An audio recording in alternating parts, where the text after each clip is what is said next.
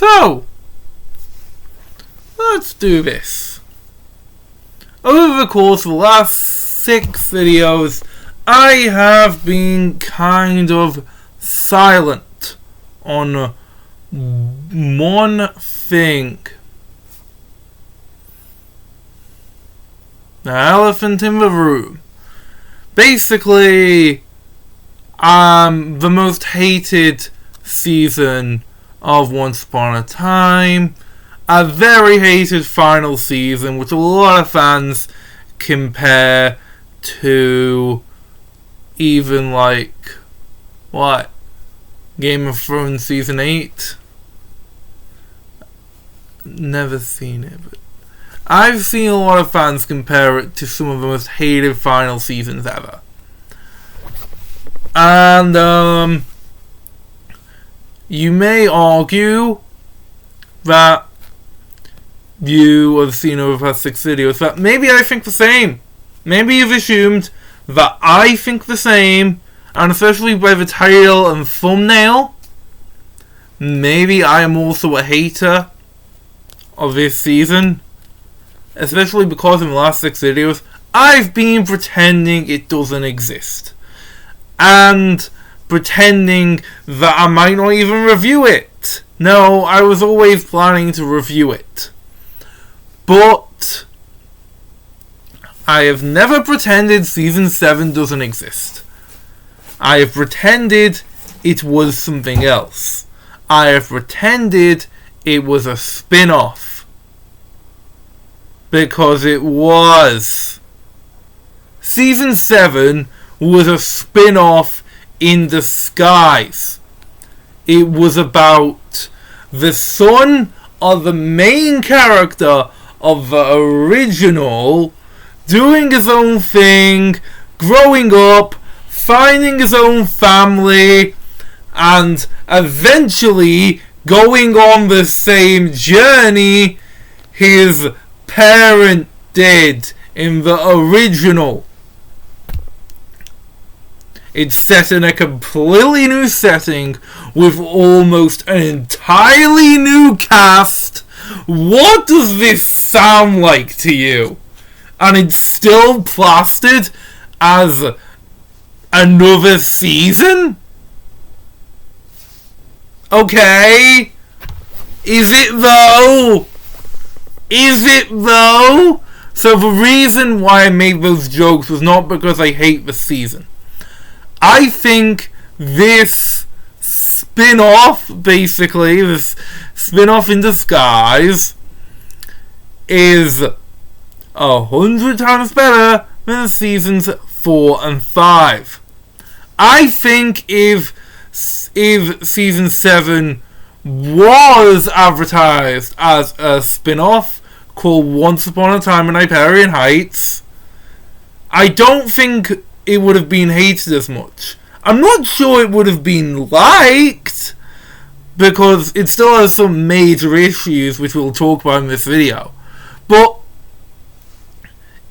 people will definitely be less harsh on it. For example, one of the most common criticisms of the season, which I think is kind of unfair and is mainly based on the first few episodes, like a lot of criticisms this season. But yeah, I think it is that it's way too similar to the first one. If, however, this was the first season of a new show trying to recapture the magic of an original, then people will be understand. Of course it's too similar. They're trying to recapture the original. What did you think was gonna happen? Instead of just seeing a show, instead of just like a show trying to recapture their golden age by going back to what worked. It would be about like a new show starting out rather than an old show trying to go up their own ways.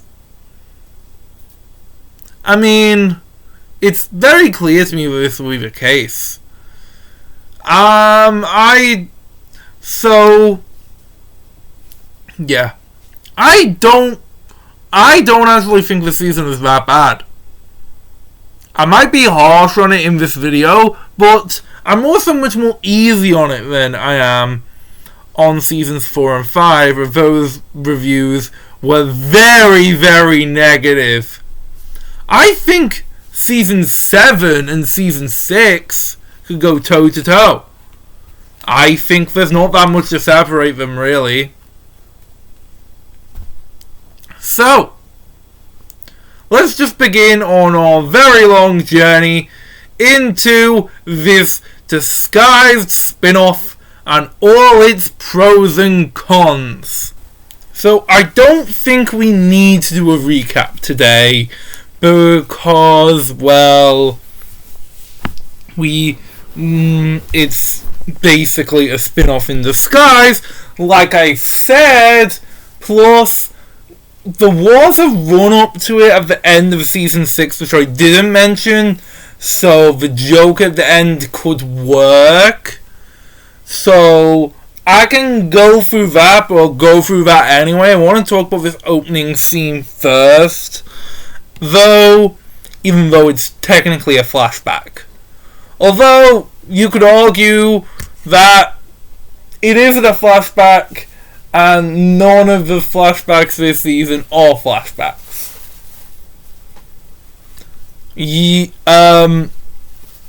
But you'll have to be stretching a bit. I'll get to why soon. But okay, now.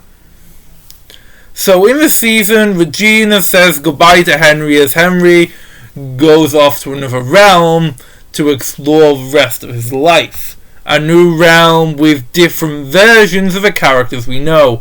I don't mean a multiverse as in like literal different reality versions. I mean like completely different versions, like Cinderella, like a completely different way Cinderella and Alice in Wonderland and Hansel and Gretel and all those stories happened in this world.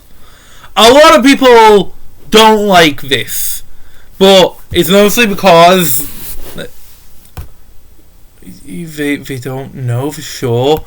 I mean, they just have that there's 2 Cinderellas and just went off on one, because it's explained in this scene, and because of like the author lore in season 4, where it doesn't really make much sense, but it's been set up that there's alternate versions of stories before, so I have no problem believing this.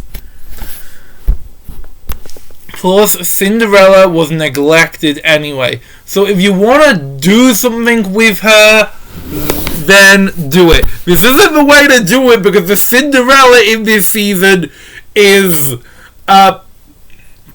another plank of wood disguised as a character, but who cares? The villains of Cinderella are great characters here, so at least you get that. Okay, especially Drizella. You are going to hear a lot of gushing about Drizella in this review. If you hate her character because you are awful, then this video is not for you. Okay. Now the first scene is over, let's just get to this. So a girl called Lucy goes to tell a man called Henry, who is apparently a failed author in like a bad apartment, who is stuck on what to write about a book. And then but she tells him that she's his daughter, but he doesn't believe her. The only family he had died in a fire years prior. And she says that the book he wrote, everything in it is true. Now this scene was kind of foreshadowed in the episode, in the last two episodes of season 6. Well, again, I didn't mention it because of a joke, but it isn't really needed that much here, because again, I didn't mention it, so we don't need a recap. That doesn't make any sense, because I didn't mention it. It was just a few scenes of her getting the book. We didn't know who that man was, we only found out at the end that it was Henry. Now, so Lucy runs home, like Henry said.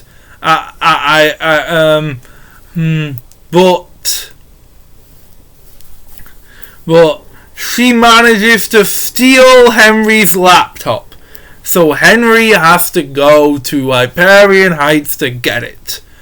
Lucy tells him to meet at a bar called Ronnie's, which is owned by, well, Ronnie, but we know her as the wonderful Regina, played by Lana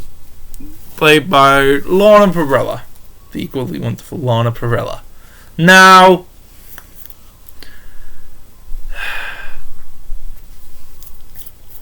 there we go. Yeah?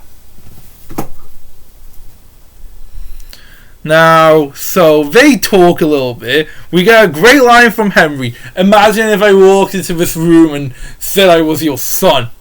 It's obvious that Regina isn't awake.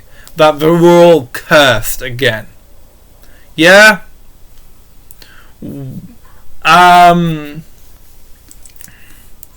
So Lucy tells Ella what happened, and who is apparently called Jacinda in this world.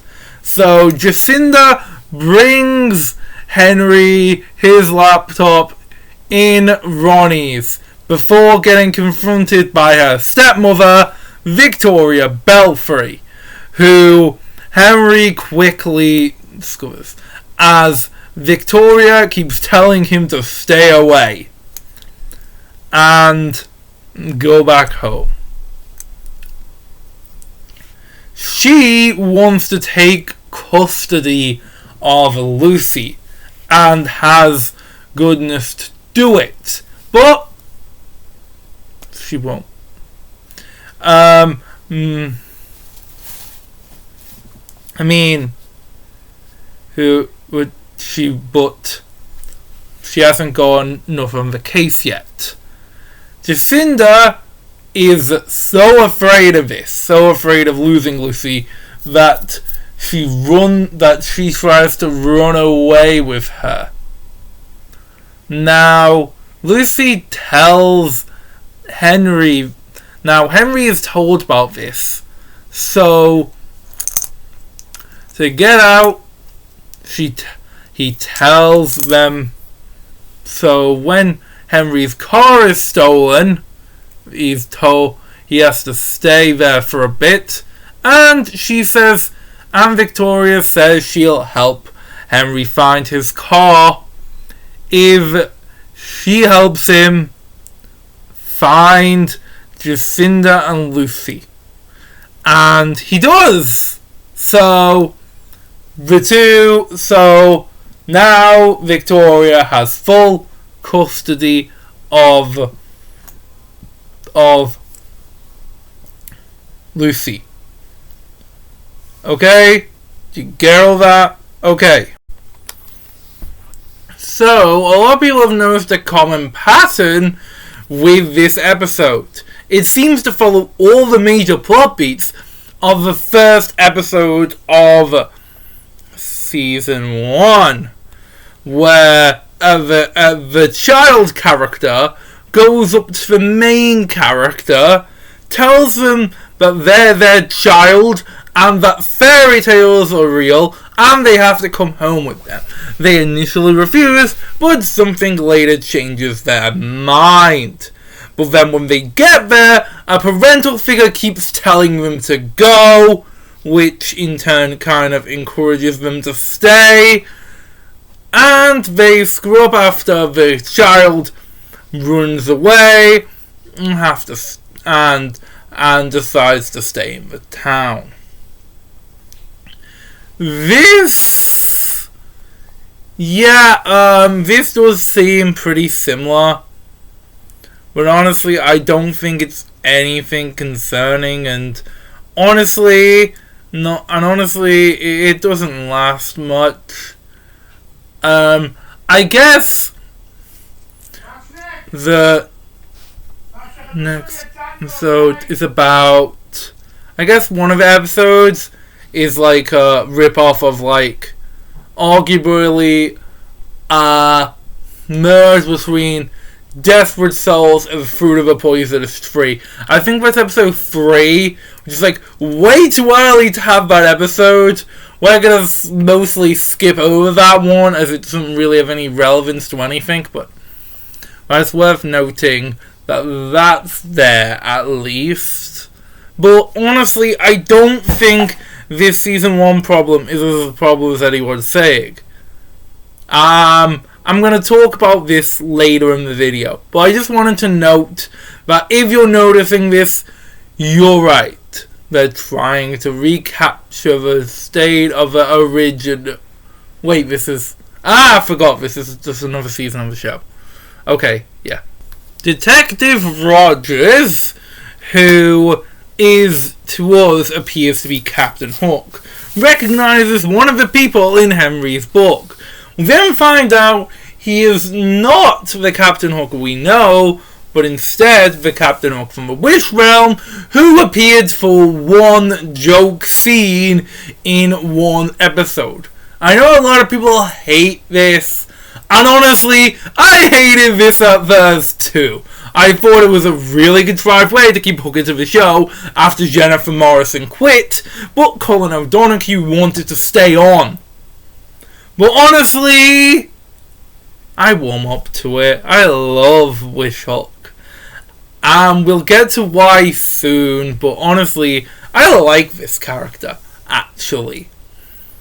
And I do like how they make him a different character, although I'll talk about this when we get to the characters.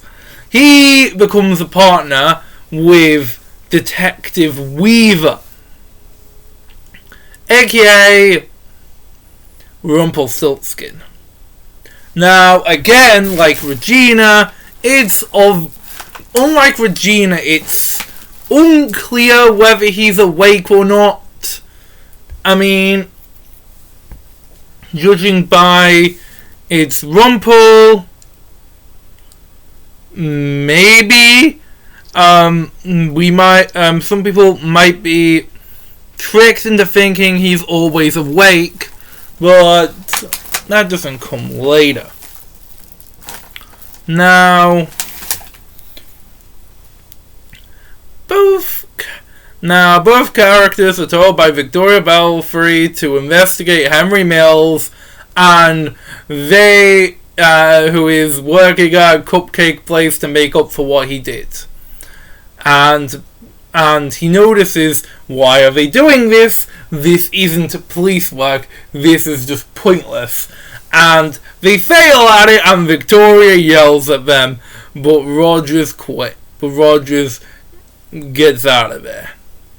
And then he meets with Ronnie and Henry, and the three decide to team up to investigate Victoria Belfry even more. Okay? Then, something about, like, a meadow falling down. Again, it's just, and it feels like just a mixture of 2 episodes from season 1.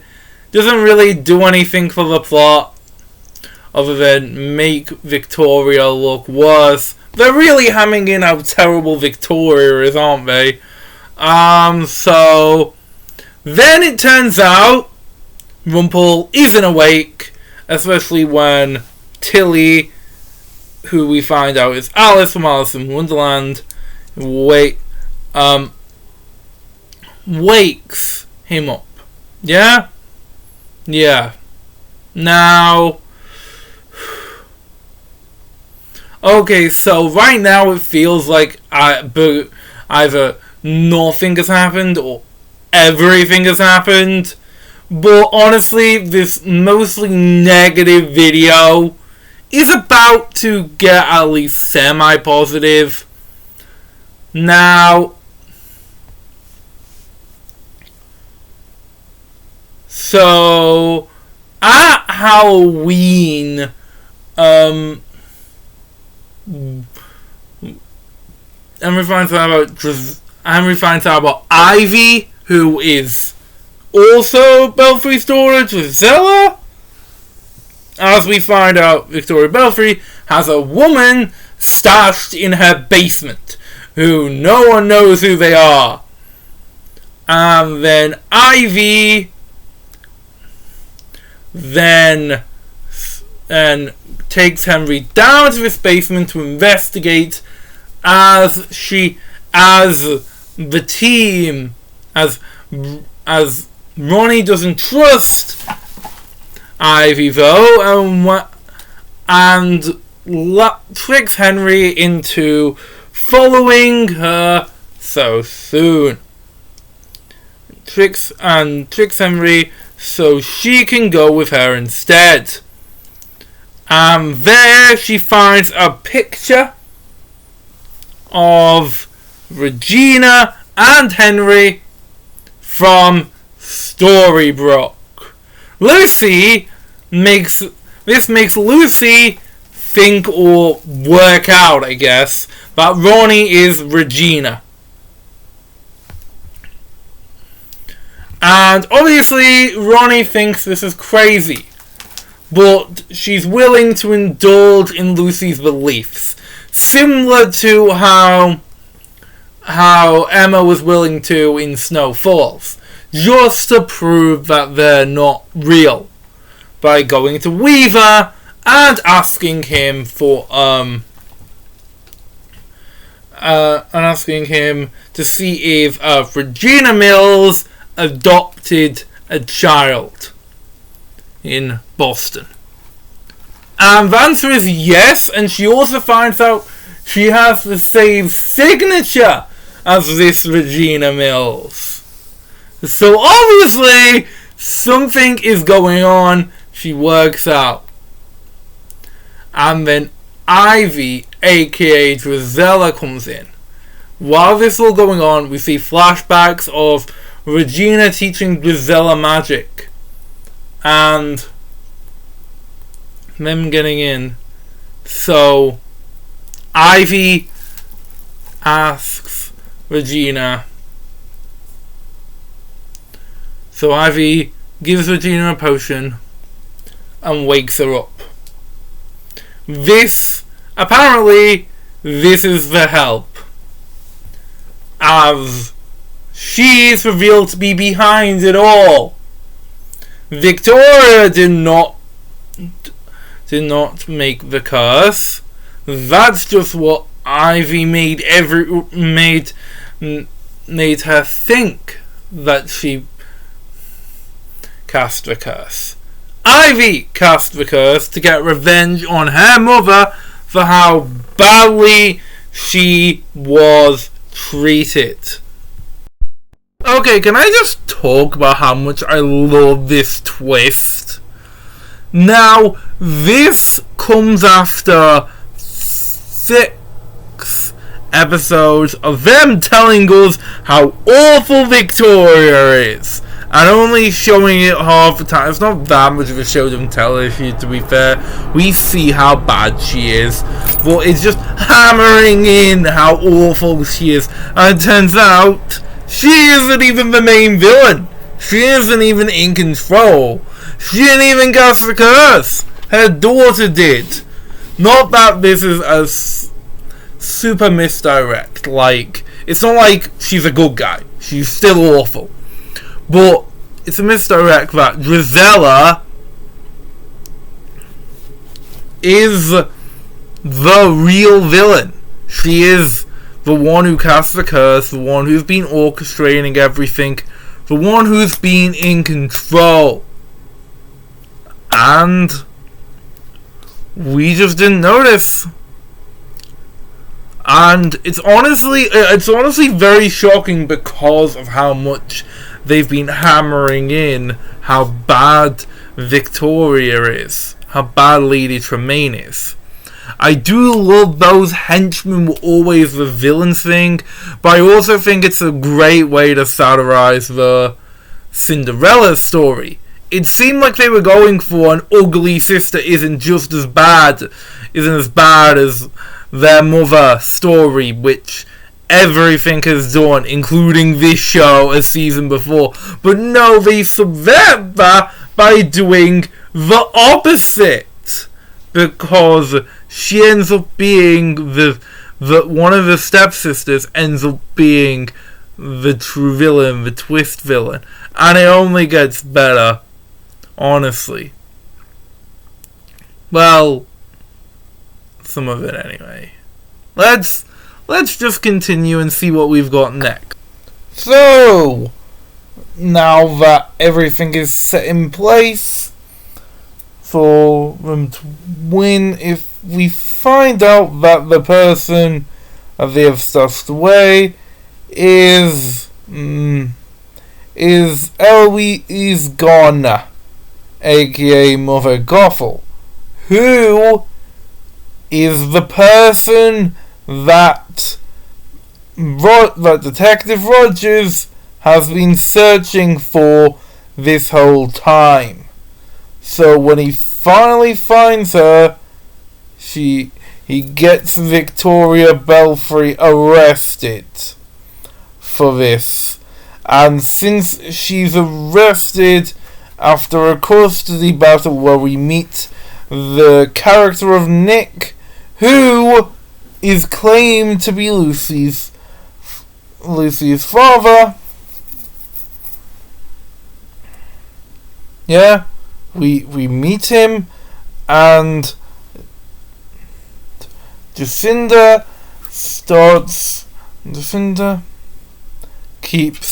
gets Lucy back. Ivy considers herself to have won, especially after Gothel has been set free. So Regina decides she needs help to stop her, especially as she has to try to prevent True Love's kiss from happening for a reason we do not know yet, as that is why she was woken up. But yeah, so she asks Rumple for help, knowing he's awake, but Weaver tries to act like he's still Weaver and doesn't know anything about Rumpelstiltskin. It's unclear whether Regina believes him. I don't think she does, but irrelevant. She goes off to San Francisco with Henry, leaving us with the main plot, okay? So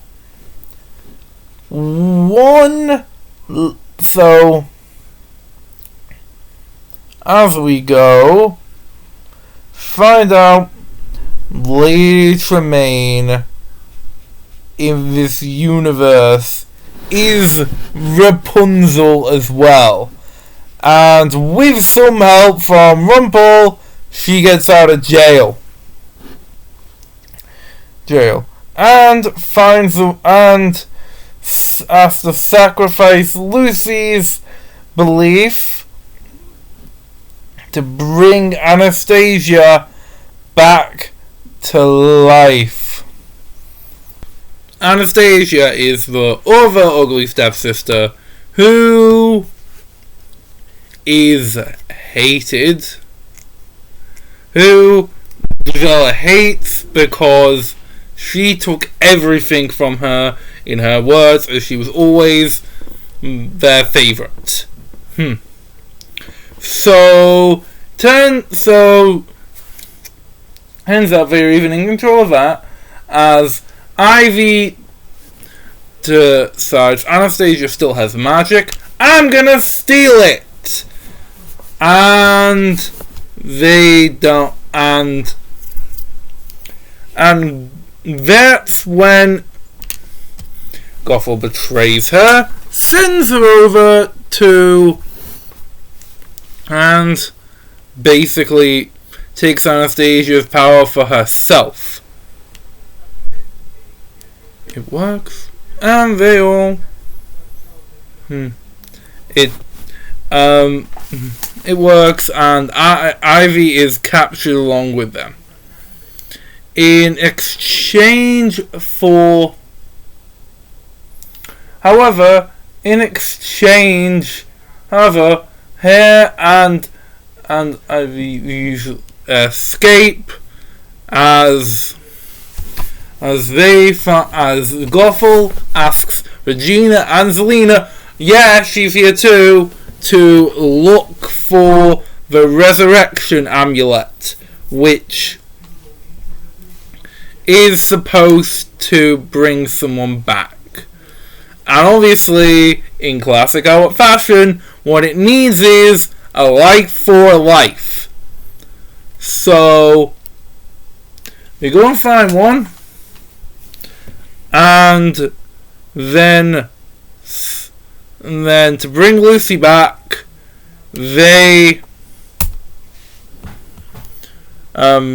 Victoria steals it, gives it to them, and Gothel tests Victoria's loyalty by putting Drizella on a pain and sacrificing her to resurrect Lucy. But she doesn't relent. But the test succeeds, as Victoria sacrifices herself so Drizella doesn't have to die. So that was the first half of Once Upon a Time Season 7. And honestly, it wasn't that bad. I don't know if I've said this before, but this season is seriously probably the most overhated season of television I've ever seen. This proves it. The first half of the first half was pretty bad, to be fair. It was pretty boring. It felt like barely anything was happening at the same time. So much was happening. It was a weird contrast. The second half of the first half was pretty good, though, in my opinion at least. Season 7 is a very mixed bag, in a different way than Season 6 was.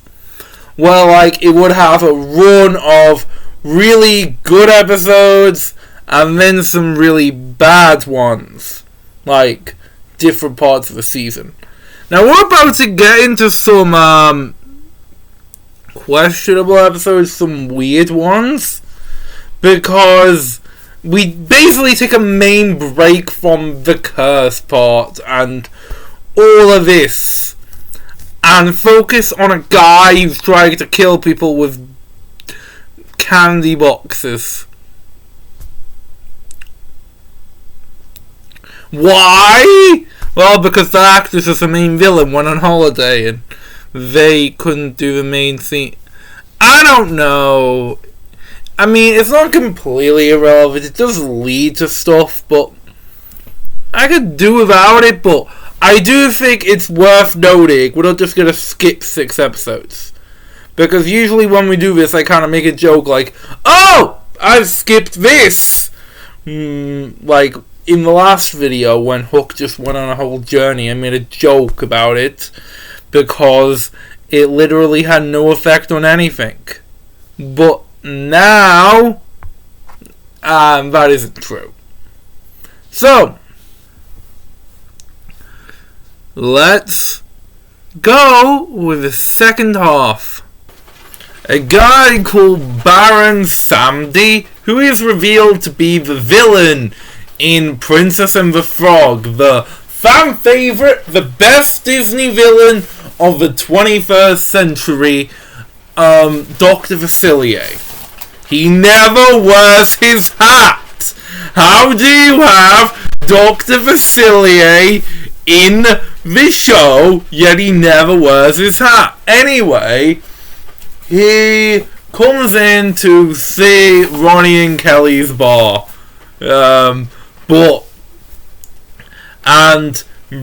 and they both get suspicious and suspect he's awake. Ronnie, who was passed with Vasily, which we never fucking see, lies to Kelly/Zelina and tells her he's not awake.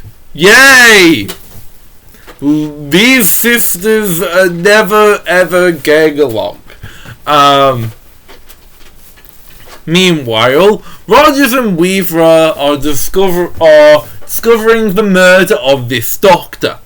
Now, this doctor, we know she found out that Henry was Lucy's real father before dying, but we don't know much else, like who she was, who killed her, just that she was killed by a candy box. But they were investigating the murder, they couldn't find much, and Rumpel reveals to Regina and Zelina that he's awake. And then it continues. Meanwhile, and then, just as Lucy is managing to notice that Henry and Jacinda are getting closer, and they almost kiss, a page appears in the book to show that Lucy that when true love's kiss happens, the curse will break, but Henry will also die.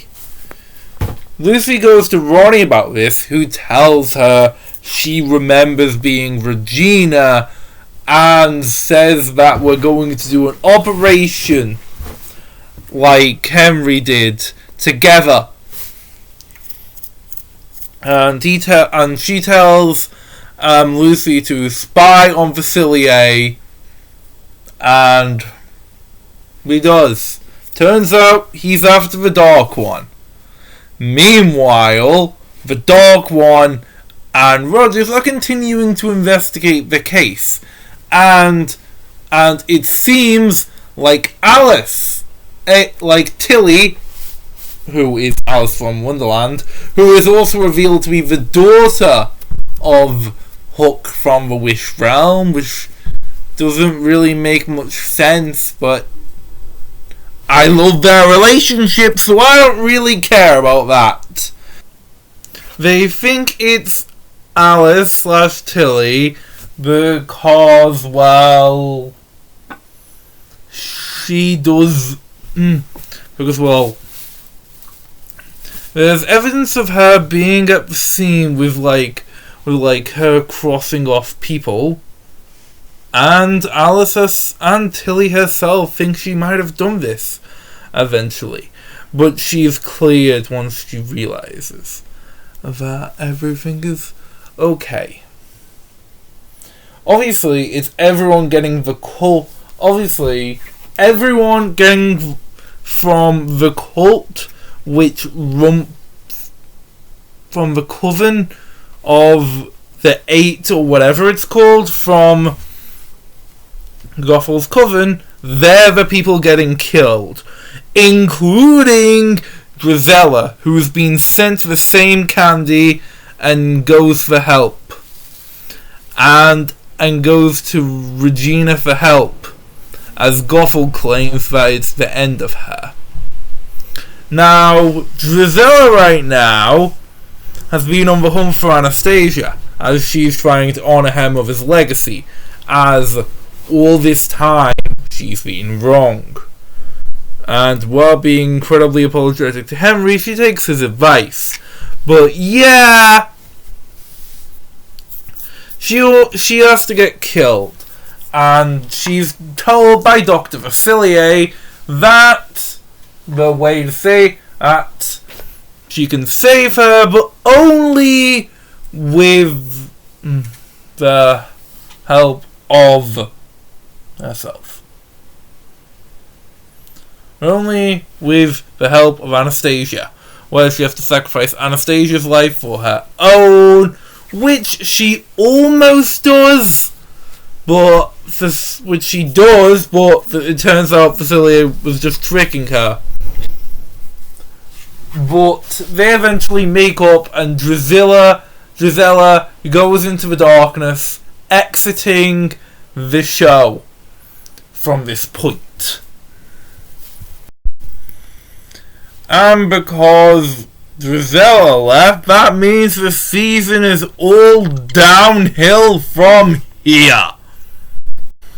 Wait, but Patrick, there's still good stuff after this, isn't there? Yeah, but one, this was kind of a bit for a video. Two, there's always something missing in the season without her. I mean, yeah, true, but who cares? Wait, who are you anyway? Oh, I'm Matrick. I thought you knew who I was. I'm just gonna continue. So, Rogers and Weaver discover that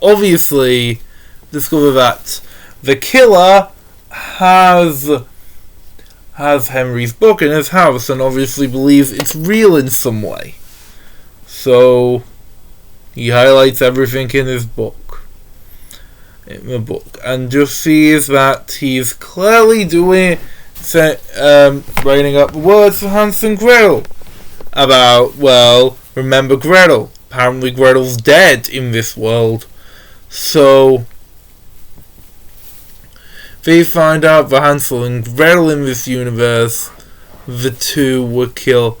The two had history with Zelina, and that Hansel hates magic, while Gretel almost killed. And this guy is also Nick, who is Lucy's father, and used to be Jack. I think this is a stupid twist. I think it's only here, so it's someone we know, although it doesn't really work. I mean, where are you going with this? So he captures Henry after Henry almost finds out and is ready to kill more people, but is caught in the act. As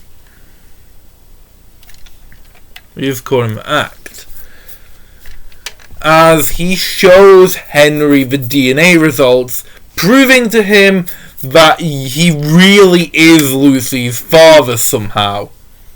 Meanwhile,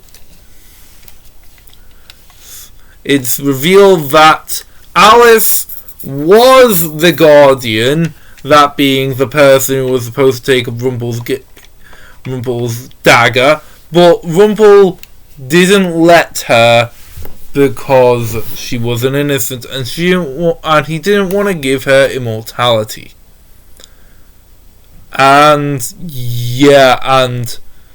turns out she was protecting it. And the identity concealed for effect.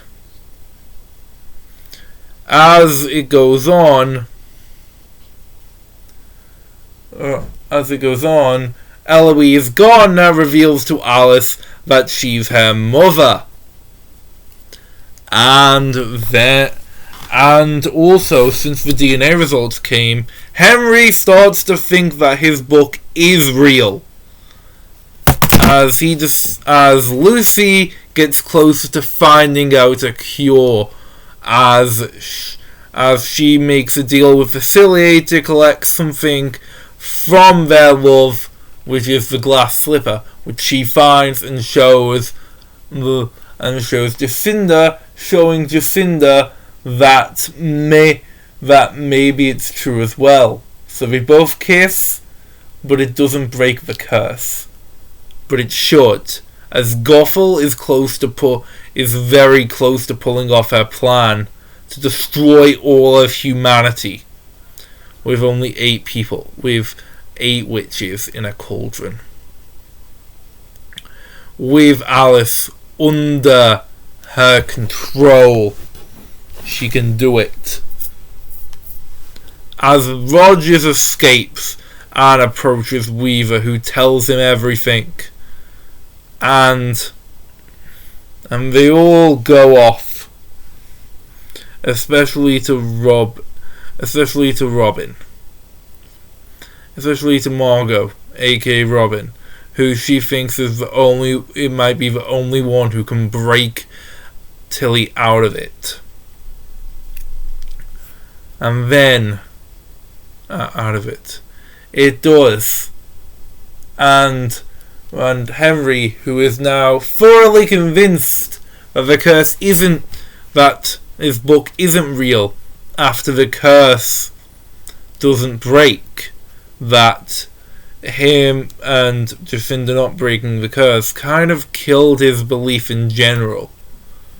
So it doesn't think he can believe again, especially when Lucy and Regina find the storybook, and he still doesn't believe. Even after all this time, the truest belief isn't good at believing. But then it turns out that the curse, that why we can go back to Storybrooke, is the curse didn't just send them to another world, it sent them back in time as well.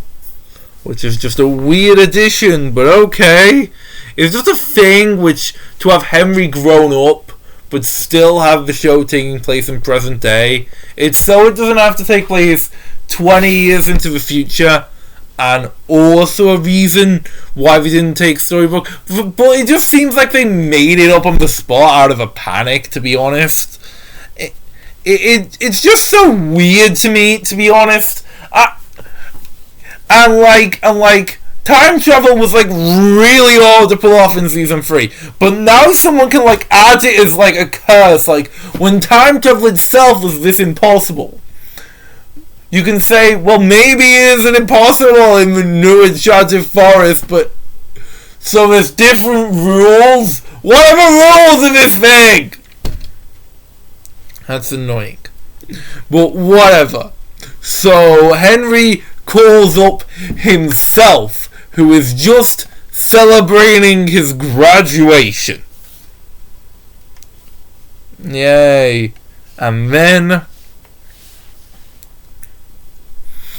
yeah, that's what makes him finally believe and finally remember who he is. And therefore, when Regina is about to die, Henry walks up to her and gives her the kiss of life, saving her and breaking the curse, giving everyone their magic back, even though magic was never brought back. Did they forget how it was? Therefore, Alice is told to defeat Gothel, as defeating Gothel would destroy her plan to kill all of humanity. So, Alice defeats Gothel, and that's the end of the season. What do you mean, Patrick? There's still 2 episodes left. Much more to be seen, you know. Wait, what? Seriously, there's more? Not again. Okay, so, yeah, that wasn't the end of the season. There's still 2 episodes left, which don't really have anything to do with overarching plot and are just basically stuff until we get there. You may find this familiar as Season 5 did the exact same thing, where episode 21 wrapped up everything in the main plot, and episodes 22 and 23 basically did something completely different, which didn't really lead on from anything else, wasn't really a comfortable conclusion. That was episode 21. Episodes 22 and 23 do their own thing. However, I do think there is a difference here.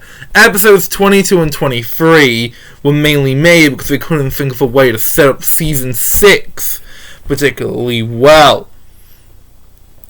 While season 7, well, this is the finale to the whole show. Despite popular belief, season 7 was not meant to be the final season of the show. You heard me right. They thought they were gonna get a season 8. Season 7 was but the show was cancelled mid-production, meaning it's why a lot of things didn't come to pass. Like, it's why we never got a backstory episode with Regina and Facilier. That's because it was cancelled. So because of that cancellation, we had to scramble for an ending of the show. So they had to write these extra 2 episodes, which are more of an ending to the show than they are of the season. So I am okay with these episodes existing, because it makes sense. After you wrap up the season, you've got 2 episodes left. The show's ending. You've got to wrap up the show as well. What I'm not okay with is the content of these episodes, because these episodes are shite. So Rumpel goes to fetch the dagger, but finds out it isn't there. So he goes to Facilier, who has clearly stolen it, but then Wish Rumpel comes in and does it. Yeah, Rumpel from the Wish realm, who has now came to this world to steal the dagger and captures Jacinda and Lucy, so it will be to try and lure them in. It works as like Wishhook apparently has a portal there ready to go. But once they go, they have to find a way to defeat Wish Rumpel. They don't fully know a way. He's got the author, Wish Henry, who, when did he become the author? Was he the author? How does Wish Henry even exist? What happened to him? What happened? As like, Rumpel is going to die. Rumpel wants to get rid of the power of the dagger, and basically he wants to die. But him dying would also make Wish Rumpel also die, so he wants to stop that from happening. He wants to stop the power being taken. So, wait, does this mean if you die, your Wish Realm counterpart also dies? Then why are Snow and Charming still alive then? Why are there dead people in the Wish Realm? Or is this just a special thing which is the Guardians move? Yeah, because like later in the episode, Wish Rumpel takes away normal Rumpel's powers and immortality, which makes no sense, because wasn't that what he was trying to prevent? Or now that the Guardian's out of the picture, he wasn't free to do it, because he makes Wish Henry the author. I think that goes out of existence. Now Wish Henry is doing this because he wants Regina, because he wants revenge on Regina for killing his grandparents, which makes complete and utter sense. And which Regina straight up lies that it was an accident. It wasn't. Regina considers this Henry her son, which is honestly pretty stupid. So I don't know. Considering Alice has now lost her guardian power, she feels something is wrong, as she feels as presumably she feels her power being taken from her. So she and Robin go off to Storybrooke to get help. They apparently need a portal to get there for some reason. Is it because of the protection spell? I don't know, it's kind of unclear. But, yeah. So, then when they get... So, they have to convince people to do this, and they eventually do, and they free everyone from their snowy prison. And Regina's trapped in a cell, but then she escapes, and then Regina tells them in another universe they're mother and son, and this inspires Henry not to kill her, which is out of nowhere and pretty dumb.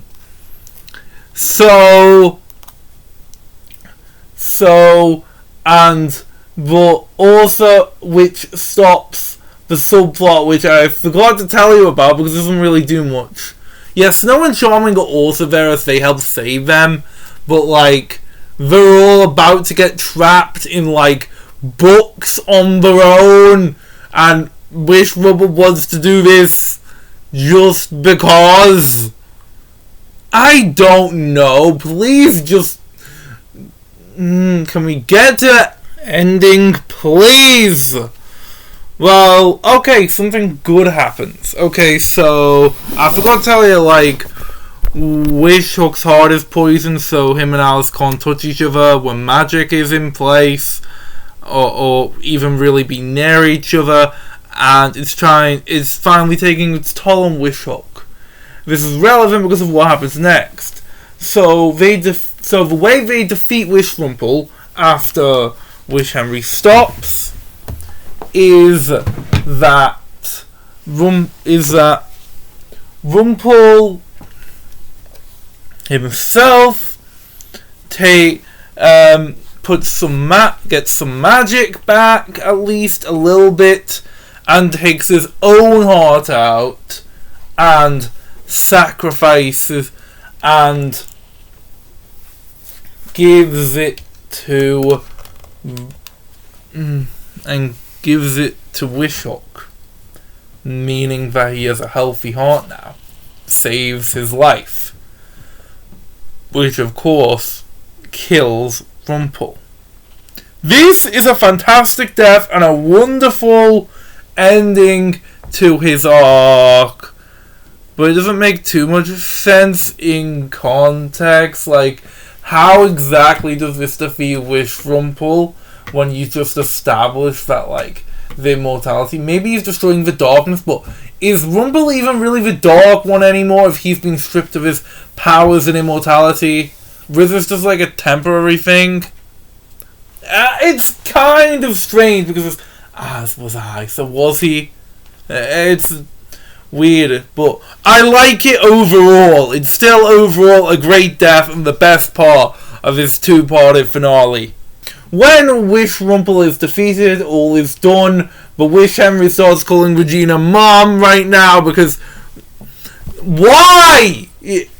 He maybe he just didn't want to kill her, but why is he calling her Mom? They have no. So they are crowning. So Regina decides to cast one more curse, and this curse entails taking a piece of everyone's hearts and putting them all together so they can bring everyone together into Storybrooke, so like all the realms will be united as one. Logic? What is that? So, as that happens, we see it all go down. Yay!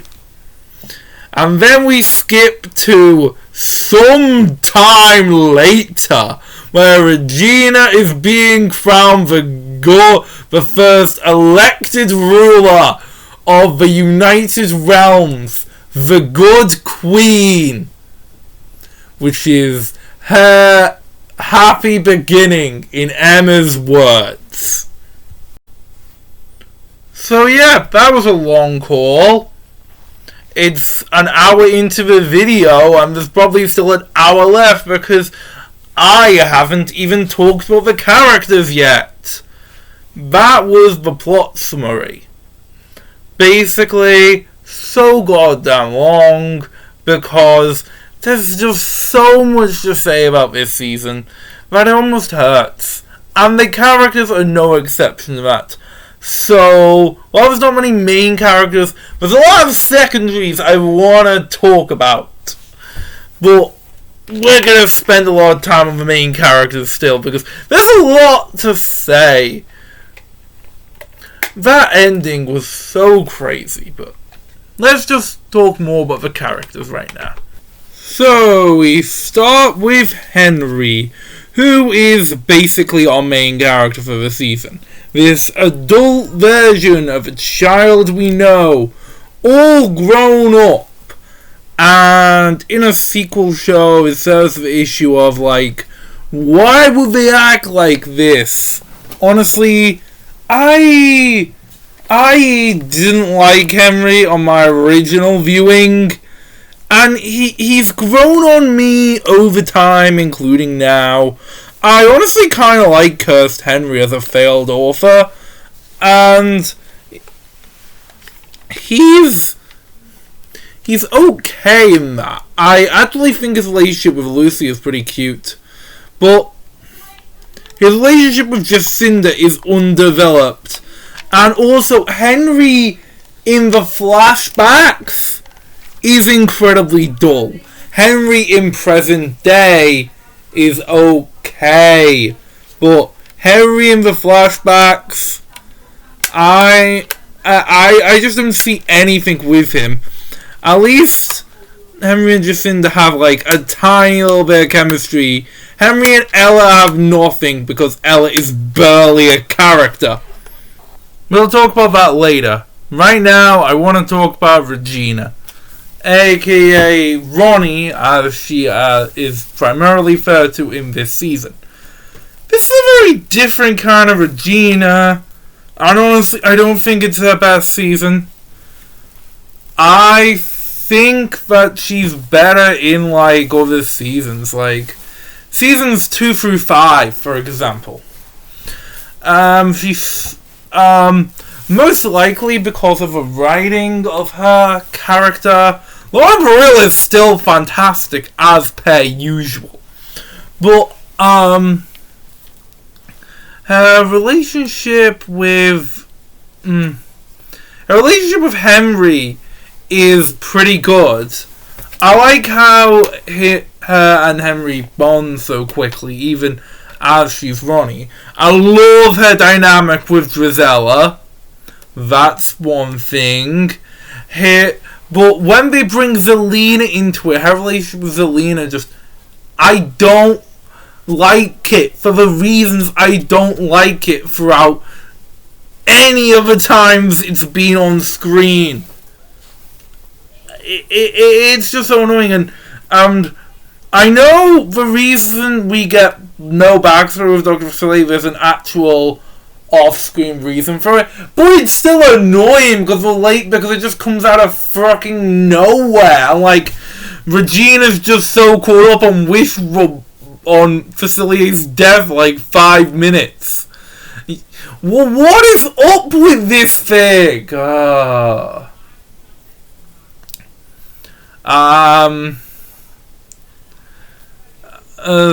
So I still like Regina here. I still think she's one of the better characters this season.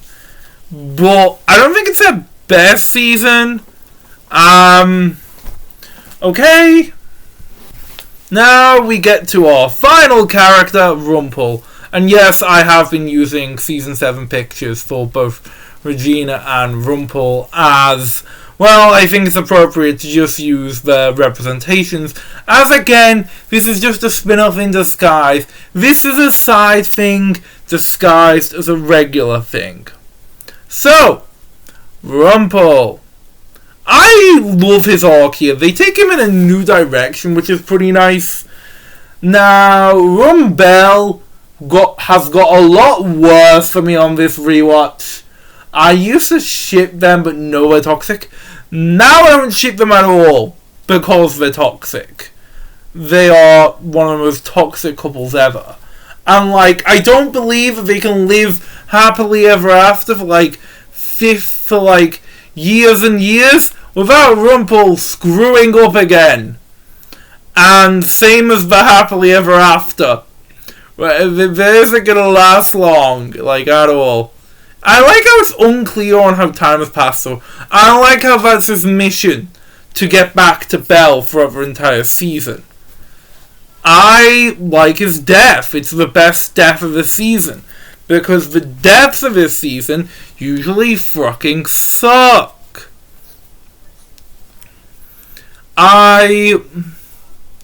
He's pretty enjoyable, and he's not really a villain here.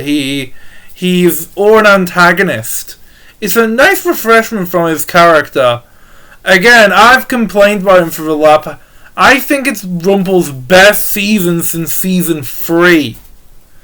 He's just really good here. Oh, I also like his dynamic with Alice, and I also like the Weaver-Rogers bond between him and Wishhook. Speaking of... Wishhook is a blast. As I said at the beginning of the video, when I saw they were doing this, just bringing in another alternate universe Hook, I thought it would just be a contrived way to keep Hook, to keep Colin O'Donoghue in the series while Jennifer Morrison left. But honestly, they didn't do what I thought they would do. I thought they would just do, here's just Hook, but because we couldn't get Emma, it's not the Hook we know, but it's still basically just Hook. It was supposed to be the same character without Emma. But no, he feels like a completely different character with a completely different past, completely different dynamics. It feels like a best friend to Henry than a father, especially in the present day, where Rogers is basically best friends with Cursed Henry. That's cool. I like his dynamic with Weaver. I love his relationship with Alice. That father-daughter relationship is one of the highlights of the season. I love all that. It's a fantastic showing. I like his arc throughout the season. I like how they're separated. I like his reactions to stuff. All in all, he's a fantastic character. And I wouldn't expect myself to be saying this. Yeah, let's finally talk about Jacinda, aka Cinderella, or just Ella. You know, I hate the trope of, I'm not Cinderella, I'm just Ella. I'm pretty sure her name was originally Cinderella, like, that wasn't like an insulting name or anything. Whatever. But she's just the blandest of the bland. In present day, I guess she's kind of stuff. She kind of does stuff. I kind of like her relationship with Lucy a little bit. And her job is pleasantly amusing. But, yeah, and I basically like her rivalry with Victoria very early into the season, but she doesn't really have any distinguishable character traits themselves, especially as the season goes on. She kind of becomes more boring, which is kind of strange because, like, the first half, she was okay. The second half, she's just dull. Her and Henry have zero freaking chemistry. He has way more chemistry with Drizella, who we barely ever see actually interact with Jacinda, which I should have seen more. I wish they could have done more with this character, as I thought she had potential. I do think that they should have done more with her, basically. Explore more of her character. Like, in the flashback segment, she's supposed to be sort of badass. We never find out how she learned it, or what, or how, or when, or why to escape. Why is she supposed to be like the snow when it's nothing like it? It's just strange. I'd say her daughter Lucy is just a light version of Season 1 Henry. She's just the exact same character as Season 1 Henry. The child who no one believes, but turns out to be right in the end after all. Basically the exact same character, except there are a few people who tell her she's right, like Regina, which is a nice contrast, and it still has the element of two parental figures typing over them. She comes up with her own plans, so stuff can be her own way. Looks at proof of it. She's not in therapy. She doesn't have a bad parent, although she has a bad step grandparent, which who is the one looking after her for most of the first half. So that's a thing. But all in all, she just feels like Season 1 Henry again, which she's still okay. I don't mind her at all, but she feels more like a plot device than a character. Then we have Victoria, which of course was only credited in the first half as they die at the end of the first half. Their death was pretty good in and of itself, but the aftermath is just terrible because she's barely mentioned for the next episode, which Drizella isn't even in. Ivy isn't even in the next episode. And her relationship with Drizella is fantastic. I liked her in the first 7 episodes. I thought she was a threatening antagonist. Like, she was clearly in control of everything. So we thought, as I liked when Drizella was revealed as the villain and she got arrested, and especially in the last 2 episodes, I loved her more. Because that explored her relationships more. I liked how threatening she was in the last 2 episodes. Of how she would go to great lengths to get Anastasia back. I like her sacrificing herself at the end. I love the reveal that she was Rapunzel.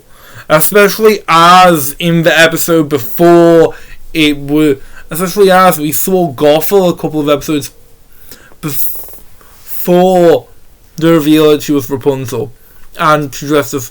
I really like that reveal. And Lucy And, like, merging the two stories, especially because Rapunzel is another one of these stories which they neglected. I pretty much really like this character. Then we have Sabine. The one person watching this who hasn't watched the show is probably asking, wait, who? Well, yeah, oh, and even some people who haven't watched the show in years are probably still asking who. Because I imagine you've just blocked her out of your memory. So, this character, I use that term very loosely, is an adaptation of Tiana from Princess and the Frog, who I've mentioned Facilier a lot, but I haven't mentioned Tiana because, well, she has done nothing. Actually, it's purposeful. I try to do this review, I try to do a plot summary not mentioning Tiana at all, because she is useless. She is Jacinda's best friend, who sells beignets. In the flashback, she's the queen and is the reason why they're always in big houses.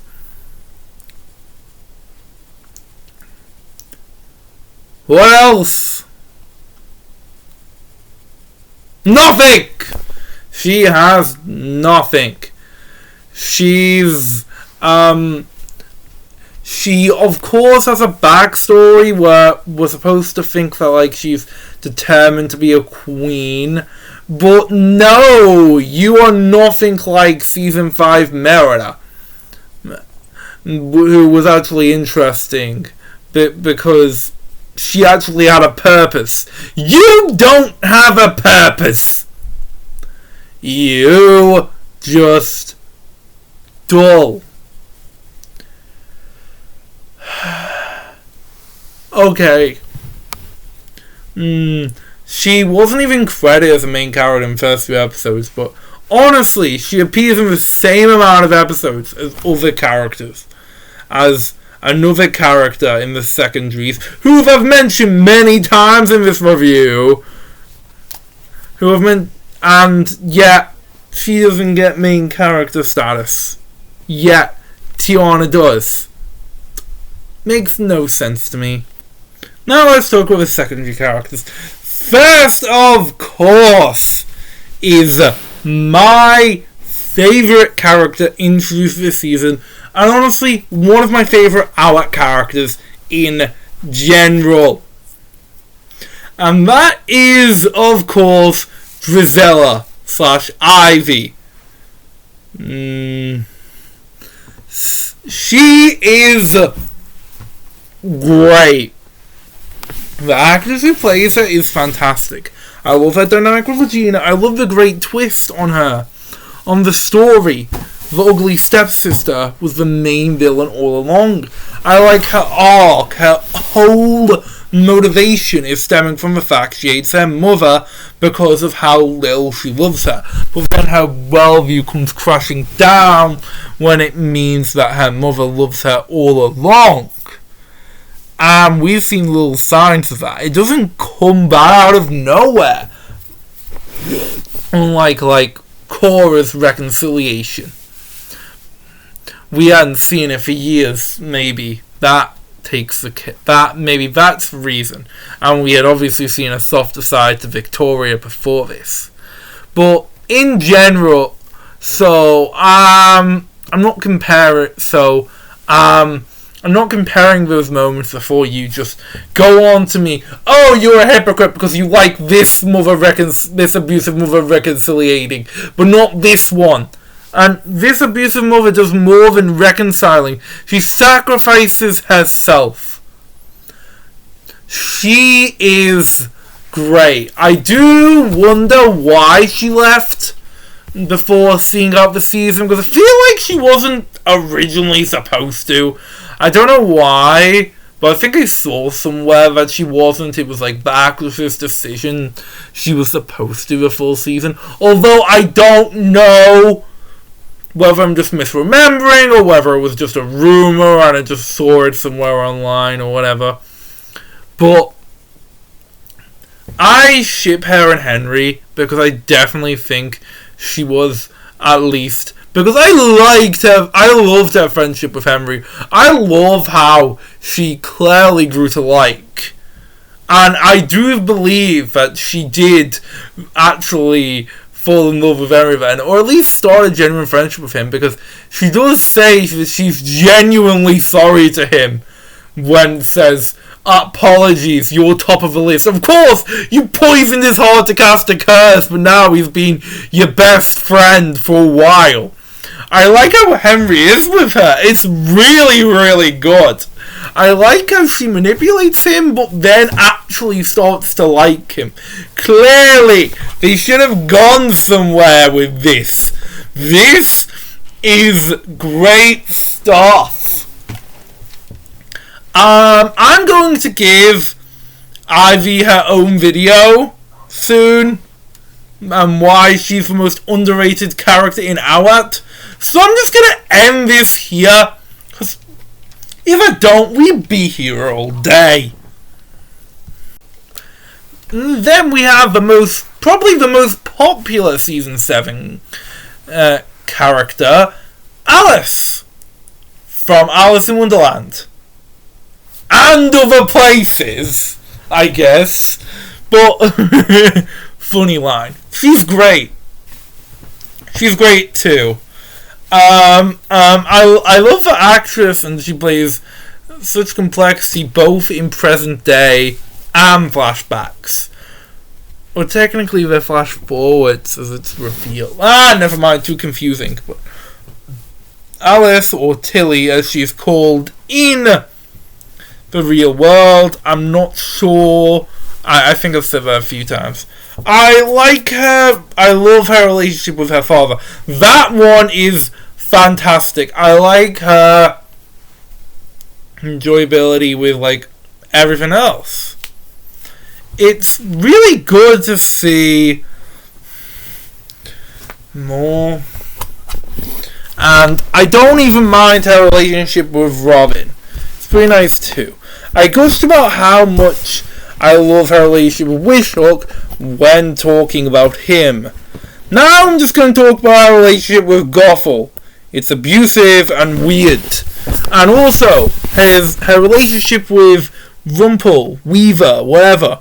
I like her dynamic with like Rogers, Weaver, and Alice.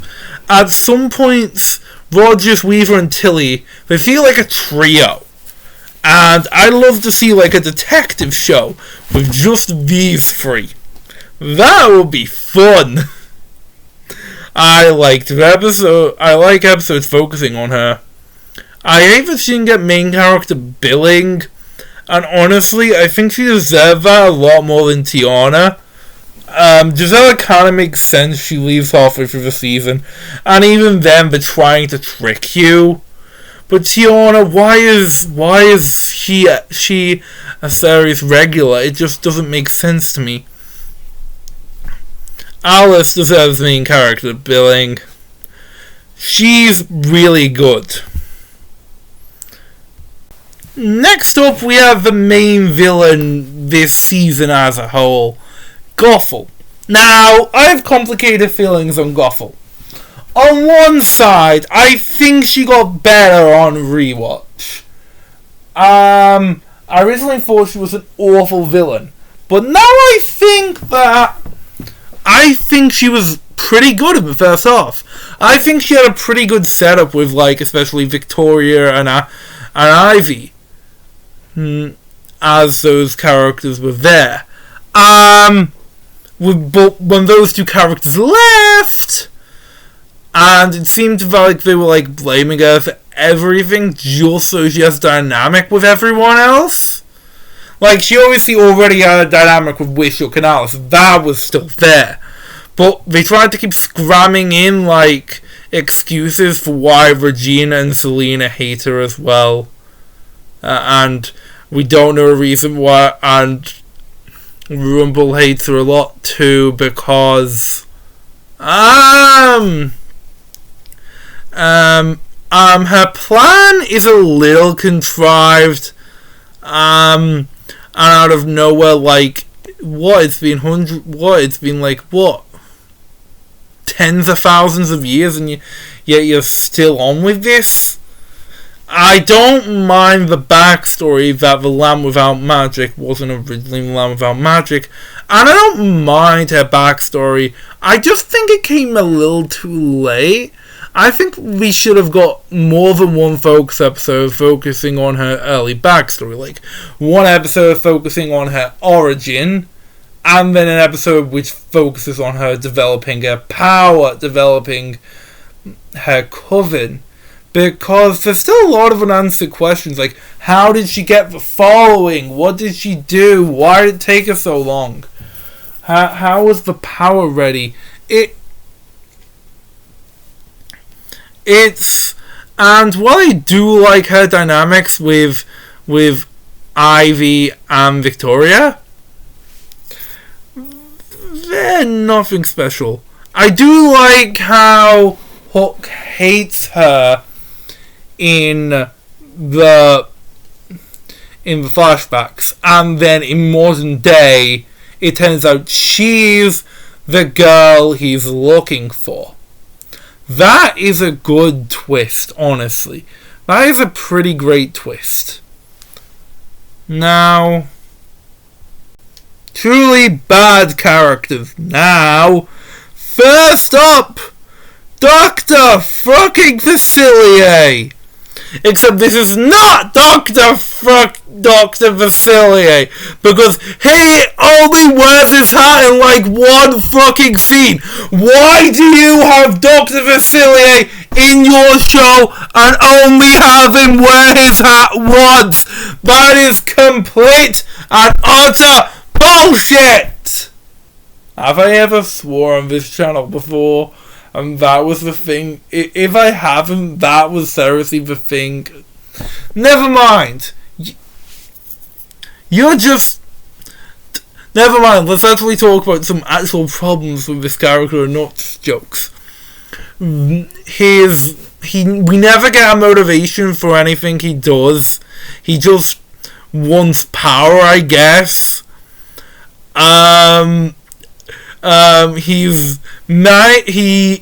It's like Tamara level explanations here.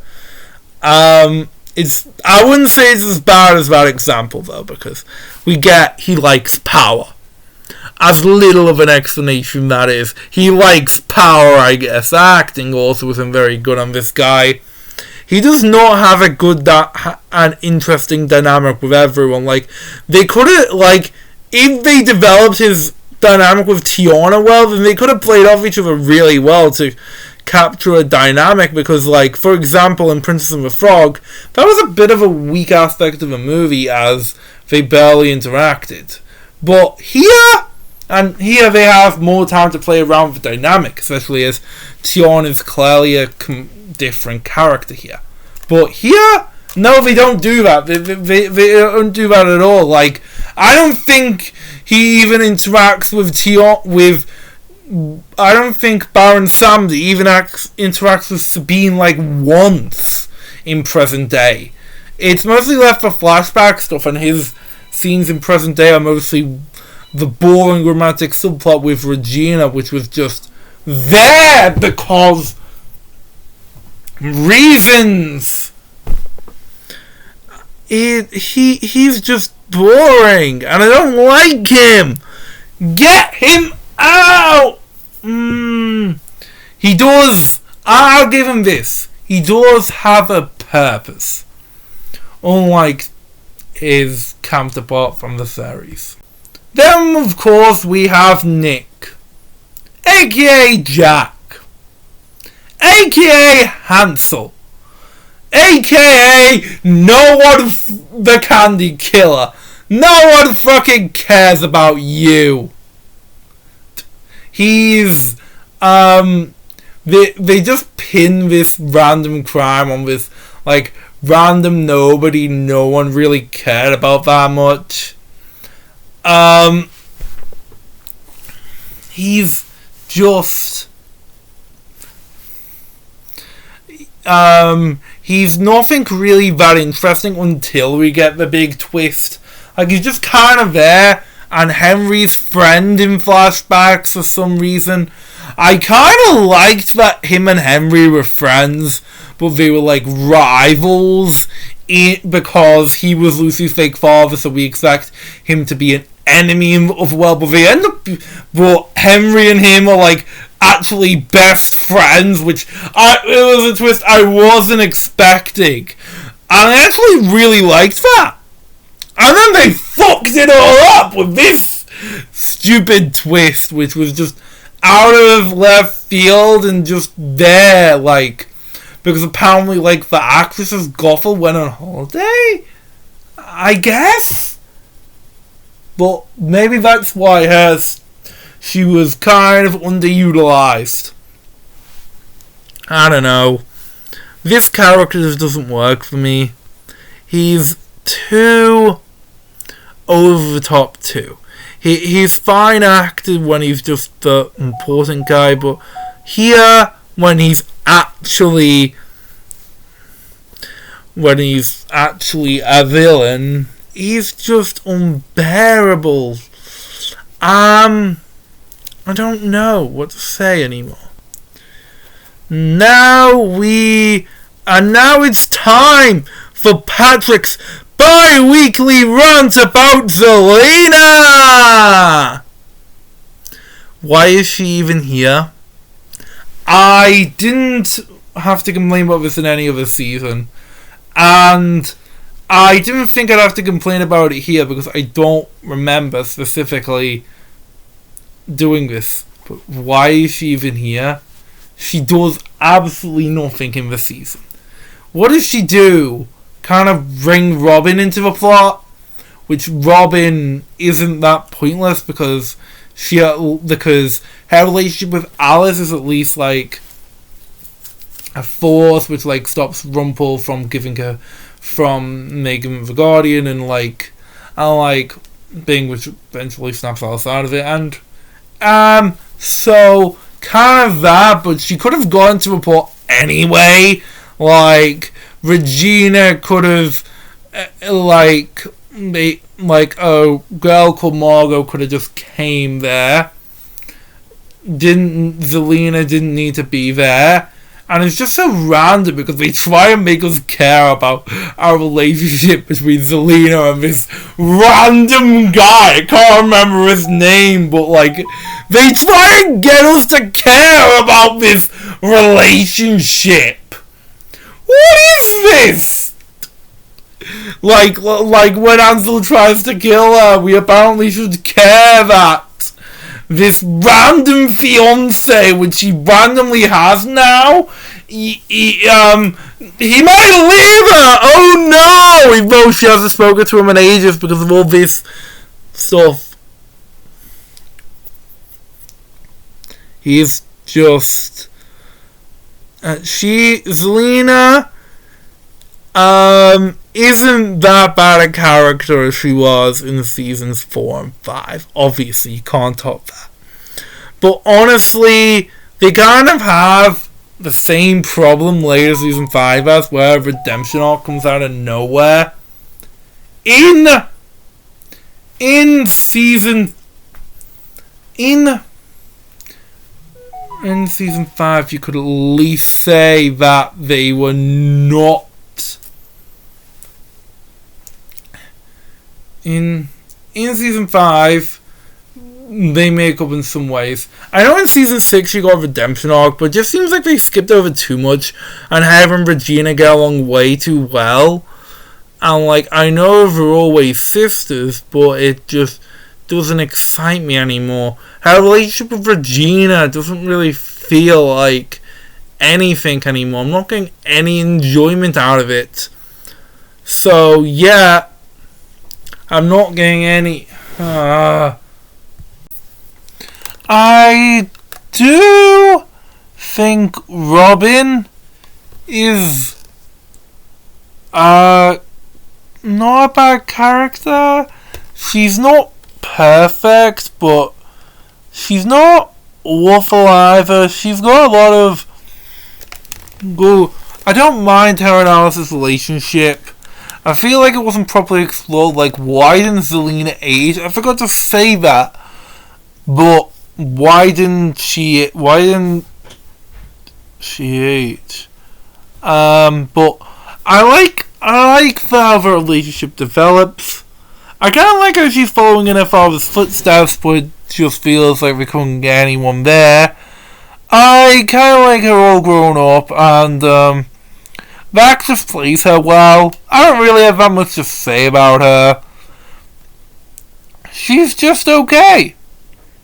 But now... Wow, that character segment did not go on for as long as I thought it did. I thought it would be way longer. I thought I'd be talking about those characters for another hour. But no, only talked just over half an hour. Cool. So that was season 7. I like this season. I think it's much preferable to seasons 4 and 5, for example. And it could go, and it and season 6 are pretty much on the same level. I like its aesthetic. I actually like the setting of Hyperion Heights. I don't mind. The characters are a mixed bag. The story doesn't make much sense, but that isn't really a change from like other seasons. Like season 6 was way worse on continuity than season 7. And I actually like most of season 6, so that kind of says more about it, doesn't it? In general, this season has its pros and cons. And again, I like to call it Once Upon a Time in Hyperion Heights or the Hyperion Heights spin-off. It's a spin-off in disguise. That is what it is. There is no other way to describe it. It better than that. It is not a god-awful final season. Have you seen the Umbrella Academy season 4? Like, did you see that? I do usually be short about that, but whatever. The series... it was just a thing they scrambled together because, well, most of the actors quit the show and they didn't want to cancel it because, well, why? Why cancel it? Now, okay.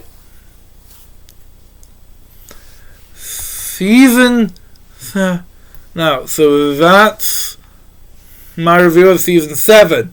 And since we're at the end of it, let's do my review of the whole series in general, just right now. This series is still one of my favourites, ever. It drifts between different qualities, but it's still one of my favourite shows of all time. No matter how much I complain about it, no matter how much I hate it, I still love these characters. I still love this story. Even at its very worst, I can laugh at their absurdity. It's still fun to talk about, pick apart, talk about all the plot holes. Even when Once Upon a Time is good, it's really good. When Once Upon a Time is bad, it's really bad. There's not much in the middle here. You can... I guess season 6 and 7 are in the middle. That's as a whole. Elements themselves are just good or bad. And they're fun to talk about. It's a show which is very fun to talk about.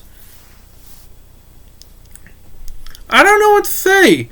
This... OUAT's one of my favourite series of all time. And this... so that's the end of my OUAT season reviews. But don't think that this is the end of OUAT content on my channel. They will stop being so frequent, of course, not every 2 or 3 videos.